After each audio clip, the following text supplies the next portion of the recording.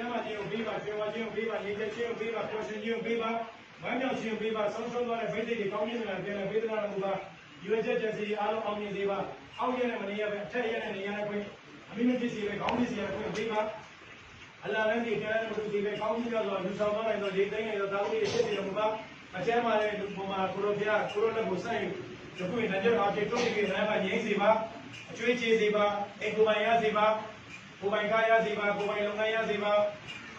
သို့တော်တဲ့သာသမီတွေလိမ္မာကြရှိစေပါအိမ်တော်ခွဲအိမ်တော်ပြန်ပေါင်းစေပါအိမ်တော်ရဲ့မသားအိမ်တော်ရဲ့သားရစေပါ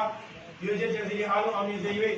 ကျမ်းမာခြင်းကိုလည်းအစတရားကျွဲဝါခြင်းကိုလည်းအစတရားငြိမ်သက်ခြင်းကိုလည်းအစတရားဝမ်းမြောက်ခြင်းကိုလည်းအစတရားဒီချက်ချက်စီအားလုံးအောင်မြင်စေ၍ကောင်းကြီးများစွာကိုယူဆောင်သွားနိုင်သောသာသမီမျိုးဆက်ဖြစ်စေတော်မူအကြောင်းအနည်းယနေ့နောက်ကာလမပြောင်းလဲသော